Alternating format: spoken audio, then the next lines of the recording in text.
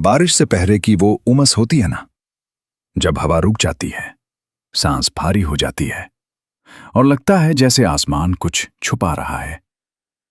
नेहा के घर में उन दिनों वैसी ही उमस थी। शादी के 5 साल। नेहा जब सोचती थी इन 5 सालों के बारे में तो एक गर्म भरा भरा एहसास होता था सीने में। कबीर के साथ बनाया हुआ घर, हर कोने में उनकी यादें थीं। रसोई की वो दीवार जिस पर कबीर ने खुद हाथ से शेल्फ लगाई थी, बेडरूम की खिड़की जिसके पास बैठकर नेहा चाय पीती थी और कबीर उसके बालों में उंगलियां फेरता था। प्यार था, भरोसा था और रिया थी। रिया, नेहा की सबसे पुरानी दोस्त, वो जो बिना बताए आ जाती थी, जो नेहा की तरफ से कबीर से लड़ती थी, जो देर रात तक सोफे पर पैर फैलाकर बैठती थी और तीनों मिलकर बेवजह हंसते रहते थे। नेहा को कभी उसके आने पर अजीब नहीं लगा, क्योंकि भरोसे वाले घरों में शक के लिए जगह नहीं होती। वो शुक्रवार की शाम थी। नेहा किचन में थी, हाथ आटे में सने थे, जब उसने देखा कबीर और रिया लिविंग रूम में बैठे थे, बात कर रहे थे। बिल्कुल आम सी बात, लेकिन नेहा की नजर ठिठक गई। रिया ने कुछ कहा, धीरे से, झुककर, और कबीर ने जवाब देने से पहले एक पल के लिए रिया को देखा। बस एक पल। लेकिन उस एक पल में कुछ था जो नेहा की समझ में नहीं आया। कोई शब्द नहीं था उसके पास उसे बयान करने के लिए, बस एक हल्की सी कसक जो उसने दबा दी। मैं ज्यादा सोच रही हूं, उसने खुद से कहा, और आटा गूंथती रही। वो पहली बार कब हुआ था? कबीर खुद नहीं जानता था ठीक से। शायद उस दिन जब नेहा के घर न होने पर रिया आई थी और दोनों छत पर बैठे थे। बारिश हो रही थी, रिया की साड़ी भीग गई थी और उसने हंसते हुए कबीर का कंधा पकड़ा था। बस एक पल। लेकिन उस एक पल में कबीर के अंदर कुछ हिला था। रिया में एक बेपरवाही थी, एक जंगलीपन, एक बेलगाम जीने का तरीका। वो बिना सोचे बोलती थी, बिना रुके हंसती थी, और जब वो किसी को देखती थी तो ऐसे देखती थी जैसे बाकी सब दुनिया गायब हो गई हो। कबीर को याद आया जब उसने पहली बार नेहा को इसी तरह देखा था, और फिर एक अजीब दर्द उठा था सीने में। नेहा अब ऐसे नहीं देखती। नेहा बहुत समझदार थी, बहुत शांत थी, बहुत साथी थी। उसके साथ घर था, जिम्मेदारियां थीं, रूटीन था, प्यार था। लेकिन वो प्यार अब एक जानी पहचानी आरामदेह जगह बन गया था।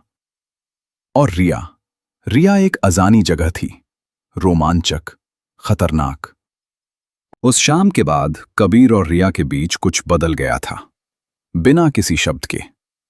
जब रिया उनके घर आती तो उसकी नजर एक पल के लिए कबीर पर टिकती थी, और कबीर उसे देखकर नजरें हटा लेता था। लेकिन वो एक पल काफी था। फिर एक दिन कबीर का ऑफिस से फोन आया, देर होगी। रिया पहले से नेहा के पास थी। नेहा को अर्जेंट कॉल आई, पड़ोसन की तबीयत खराब थी, उसे जाना पड़ा। बस 15 मिनट, नेहा ने कहा था। 15 मिनट में कबीर आ गया। घर में सिर्फ रिया थी। वो दोनों किचन में थे, चाय बन रही थी। जब रिया ने कुछ उठाने के लिए हाथ बढ़ाया और उसका हाथ कबीर के हाथ से छू गया। कोई नहीं हटा। 2 सेकंड, 3, 5। रिया ने ऊपर देखा, कबीर की आंखें उस पर थीं। रिया, कबीर ने कहा, आवाज में खुरदरापन था। मुझे पता है, रिया ने धीरे से कहा। मुझे भी पता है। उस रोज कुछ नहीं हुआ। नेहा लौट आई, लेकिन कुछ शुरू हो चुका था। अगले कुछ हफ्ते कबीर ने खुद को रोका, रोज रोका।